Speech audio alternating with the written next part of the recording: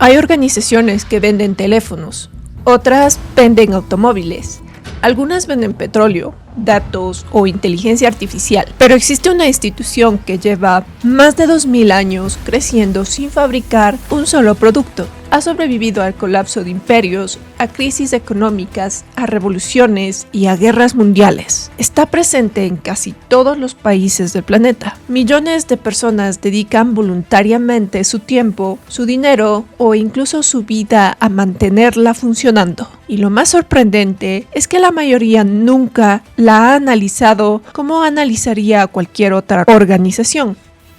Hoy no vamos a discutir si Dios existe. Tampoco vamos a decirle a nadie en qué debería de creer. La fe pertenece al ámbito personal y merece respeto. Lo que vamos a hacer es algo muy distinto. Vamos a observar las religiones organizadas como lo haría un estratega de negocios. ¿Qué ocurre cuando dejamos de preguntarnos si una religión es verdadera y empezamos a preguntarnos por qué algunas instituciones religiosas han logrado sobrevivir durante siglos mientras miles de imperios, empresas y gobiernos desaparecieron? ¿Cómo consiguen atraer nuevos miembros generación tras generación? ¿Por qué millones de personas están dispuestas a donar dinero, ofrecer su trabajo de forma voluntaria y defender estas instituciones incluso frente a la crítica? ¿Se trata únicamente de fe o existen mecanismos de influencia, incentivos, identidad colectiva y persuasión que también encontramos en las organizaciones más exitosas del mundo? En este documental no analizaremos dogmas, analizaremos estructuras. Hablaremos de economía, psicología, marketing, poder y comportamiento humano. Y al terminar, quizás descubras que muchas de las estrategias que hoy utilizan gobiernos, partidos políticos, empresas e incluso algunas estafas piramidales ya llevan siglos perfeccionándose dentro de algunas de las organizaciones religiosas más influyentes de la historia. Para entender cómo funciona este engranaje, hoy tenemos que viajar a 1844. En ese año, el filósofo y economista alemán Karl Marx acuñó una de las frases más famosas y peor entendidas de la historia. La religión es el suspiro de la criatura oprimida y el sentimiento de un mundo sin corazón. Es el opio del pueblo. Muchos han querido ver en esta frase un simple ataque ateo o una ofensa a los creyentes, pero se equivocan profundamente. Marx no estaba atacando a la fe, estaba diagnosticando un síntoma. Como pensador estrictamente materialista, Marx entendía que las iglesias, la política y la cultura de una sociedad nacen de sus condiciones reales de vida: el trabajo, la economía y la supervivencia. Y en un mundo marcado por la miseria, la injusticia y la explotación de la clase trabajadora, la vida real era un valle de lágrimas.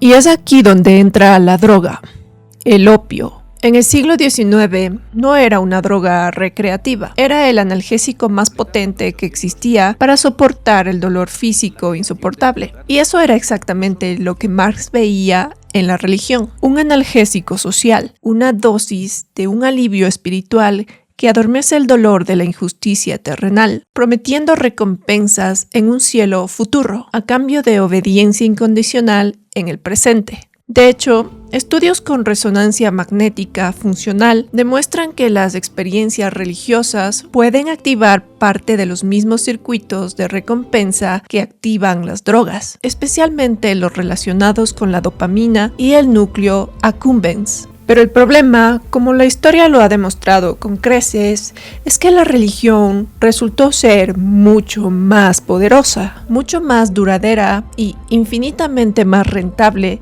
que el opio. Para entender el negocio, primero hay que entender cómo opera esta droga.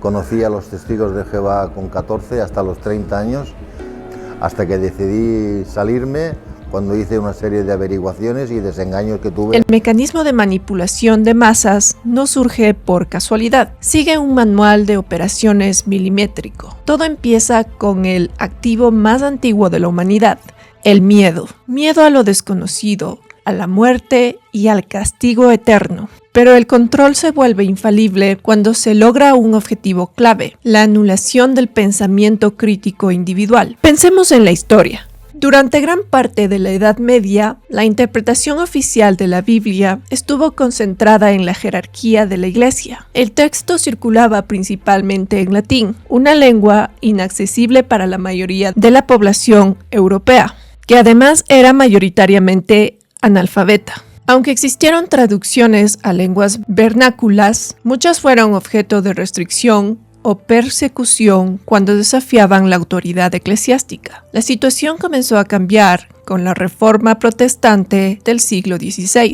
Reformadores como Martín Lutero defendían que cualquier creyente debía poder leer las Escrituras en su propio idioma y extraer de ellas sus propias conclusiones. La imprenta aceleró ese proceso y debilitó el monopolio que durante siglos había ejercido la Iglesia sobre la interpretación religiosa. Pero la Reforma no solo transformó la religión, también transformó la política. En Inglaterra, el rey Enrique VIII protagonizó uno de los episodios más reveladores sobre la relación entre poder y religión, después de que el Papa Clemente VII se negara a anular su matrimonio con Catalina de Aragón. El monarca rompió con la autoridad de Roma. En 1534, mediante el Acta de la Supremacía, se proclamó a sí mismo como cabeza suprema de la Iglesia de Inglaterra. La ruptura no respondió únicamente a un conflicto matrimonial, también le permitió a la corona controlar el poder religioso dentro del reino, apropiarse de los bienes de numerosos monasterios y eliminar la dependencia política y económica del papado. La historia demuestra así que las instituciones religiosas no solo han sido espacios de fe, también han sido instrumentos de legitimación política, organización social y consolidación del poder.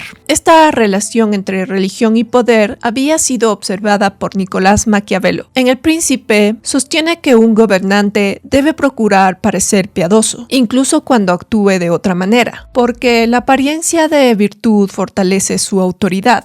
En uno de los pasajes más conocidos escribe: «A todos les es dado ver lo que pareces, pocos pueden percibir lo que eres». Más que discutir la verdad de una religión, Maquiavelo describía cómo la percepción pública, incluida la religión, podía convertirse en una herramienta de gobierno. Décadas más tarde, en los discursos sobre la primera década de Tito Liviu, desarrolla esta idea con mayor claridad, al explicar que la religión fue uno de los pilares que permitió a la antigua Roma mantener el orden, la disciplina y la obediencia de sus ciudadanos. Para Maquiavelo, la religión no era únicamente una cuestión espiritual, también era un poderoso mecanismo de cohesión social y estabilidad política. En este ecosistema, la obediencia se convierte en la máxima virtud y la duda en un pecado imperdonable. Cualquier información externa que perturbe la ilusión del sistema es rechazada de inmediato. Textos históricos descubiertos por la ciencia son etiquetados como apócrifos. Pensemos en el caso del libro de Enoch, para proteger celosamente un canon oficial. En El Príncipe, escrito en 1513, Maquiavelo no analiza a Moisés únicamente como un personaje religioso, sino como uno de los grandes fundadores de órdenes políticos. Lo sitúa junto a figuras como Ciro, Rómulo y Teseo, líderes capaces de transformar sociedades enteras, creando nuevas instituciones y nuevas formas de obediencia. Lo más llamativo es que Maquiavelo no atribuye el éxito de Moisés exclusivamente a la inspiración divina. Escribe una de estas frases más célebres de la historia del pensamiento político: «Todos los profetas armados vencieron y los desarmados fueron destruidos». Y añade que Moisés, al igual que Ciro, Rómulo y Teseo, no habría logrado consolidar sus leyes si hubiera carecido de la fuerza para hacerlas respetar. Resulta una lectura sorprendente. Mientras la tradición religiosa presenta a Moisés principalmente como un profeta, Maquiavelo lo estudia como un líder político capaz de fundar un nuevo orden social. Según el relato bíblico, además, Moisés fue rescatado de las aguas del Nilo por la hija del faraón, y criado en la corte egipcia. Allí habría recibido la educación reservada a la élite del imperio. Esto implicaría que habría conocido la religión oficial egipcia, la escritura y la administración, las leyes y el funcionamiento del Estado, los rituales de la corte, la cultura y el apartado del poder de una de las civilizaciones más avanzadas de su tiempo. Aunque este aspecto pertenece al relato bíblico y no puede verificarse históricamente, proporciona un contexto interesante para entender por qué, siglos después, Maquiavelo lo consideró uno de los grandes arquitectos del poder político. La pregunta que plantea este enfoque es provocadora. Si uno de los padres de la ciencia política veía a Moisés como un fundador de instituciones y no solo como un líder espiritual, ¿hasta qué punto las grandes religiones han funcionado también como sofisticados sistemas de organización, autoridad y cohesión social? La educación del control es perfecta. Si te convencen de que tu sufrimiento actual en la tierra es una prueba necesaria para asegurar tu dicha en el cielo, ¿para qué vas a organizarte con otros para cambiar tu miserable situación económica? Al desviar la atención hacia el más allá, la maquinaria logra su cometido. La droga funciona a la perfección. Pero el consuelo espiritual tiene un precio terrenal muy alto. Y ese precio ha financiado imperios a lo largo de los siglos. Si la religión opera como el opio, la institución que la administra funciona en la práctica como un cártel perfectamente estructurado.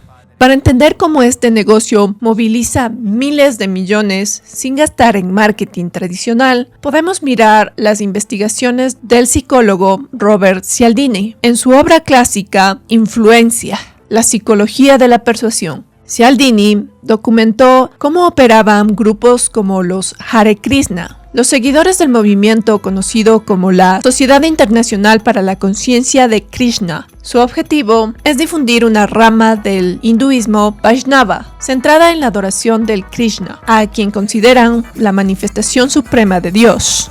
En los aeropuertos de los años 70 regalaban flores o libros aparentemente gratis a los transeúntes. Aunque la gente no quería el regalo, el cerebro humano activaba de inmediato un mecanismo ancestral, el principio de reciprocidad. La gente sentía una presión social tan insoportable por devolver el favor que terminaba entregando donaciones monetarias. Esta misma dinámica se repite a escala industrial en innumerables estructuras religiosas, desde el catolicismo tradicional hasta las iglesias neopentecostales modernas. Se establece lo que podemos llamar el monopolio del sacrificio. Se convence de que para recibir la gracia divina debes entregar una porción obligatoria de tus ingresos, el famoso diezmo y las ofrendas. Funciona como un impuesto voluntario respaldado por un castigo divino implícito. Y aquí entra en juego otra técnica maestra de Cialdini, la prueba social. Cuando estás sentado en un templo o congregación y ves a cientos de personas entregar su dinero con devoción ferviente, la presión sutil del grupo hace el resto del trabajo y cumples sin cuestionar. Pensemos en grupos como Hare Krishna o estructuras similares. El modelo de negocio se basa en la promesa de un supuesto ascenso espiritual, a cambio de cuotas de ingresos elevadas o donaciones continuas. El secreto y la exclusividad elevan artificialmente la percepción de valor. Lo que es inaccesible se percibe como sagrado y valioso. Pongamos un ejemplo real y documentado de cómo la estructura de una fe se transforma en un conglomerado corporativo multinacional. Tomemos el caso de los testigos de Jehová. A primera vista los observamos como voluntarios dedicados que predican puerta a puerta, pero si analizamos la organización bajo una óptica empresarial, descubriremos una de las corporaciones editoriales, multimedia y de bienes raíces más eficientes del planeta. Utilizan una fuerza de trabajo completamente gratuita. Sus propios fieles convencidos de que laboran para Dios, para adquirir, construir y mantener propiedades inmobiliarias estratégicas en todo el mundo. Pero ¿cuál es la jugada maestra? La compra y posterior venta masiva de propiedades de alto valor en ubicaciones clave, como su antigua sede central de Brooklyn en Nueva York. transada por miles de millones de dólares con grandes desarrolladores inmobiliarios y empresas privadas. Pero ¿dónde van esas ganancias masivas? Se canalizan de forma centralizada hacia la cúpula directiva, un pequeño grupo conocido como el cuerpo gobernante, que se autodenomina el cuerpo fiel y discreto, quienes viven en complejos de alta gama, como su sede mundial en Warwick, Nueva York, con comodidades absolutas, sin ser juzgados ni cuestionados por nadie. Su estilo de vida está blindado, no manejan fortunas personales declaradas ante la ley, porque toda la riqueza inmensa pertenece a la corporación, protegiéndose herméticamente bajo el paraguas de las exenciones fiscales globales. Tienen mano de obra gratuita, cumplimiento económico voluntario, exención de impuestos y control absoluto de la narrativa. Dime tú si esto no es, en esencia, un modelo de negocio perfecto.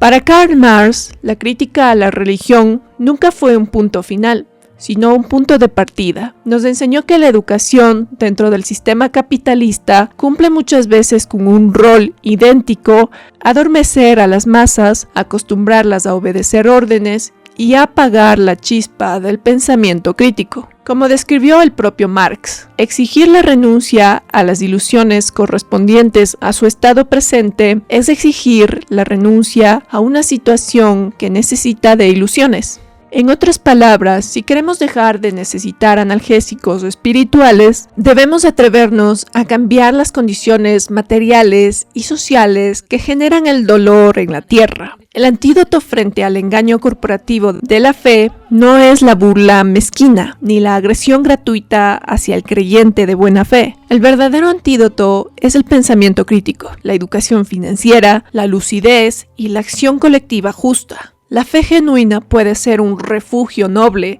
para el alma humana, pero cuando esa fe es secuestrada para sostener el lujo, el poder y la riqueza acumulada de unos pocos, coge el dinero por donaciones voluntarias. Lo que pasa que mensualmente te dicen que donar alegra el corazón de Jehová. Cuanto más dones, más contento va a estar. En la cúpula deja de ser religión y se convierte en lo que siempre ha sido, un negocio redondo. La vida del propio Marx terminó en 1883, en la pobreza y el exilio, luchando contra los mismos engranajes del poder que hoy seguimos intentando descifrar. Como dice una frase que resume de forma directa la teoría de la plusvalía de Marx y toda esta realidad: si eres pobre, no es por falta de oración, sino porque el sistema se queda con lo que produces. Si estás viendo esto, es porque no te conformas con la narrativa oficial, y eso te convierte en el tipo de espectador para el que creamos este contenido. Cuestionar el sistema no es un acto de rebeldía vacía, es un ejercicio de responsabilidad. Aquí no vas a encontrar manipulación ni dogmas, solo información, datos y el incentivo para que pienses por ti mismo. Si este video cumplió con su propósito y te hizo cuestionar lo establecido, compártelo, suscríbete y sigamos desmantelando el poder, los negocios y la mentalidad detrás del éxito financiero en el próximo video.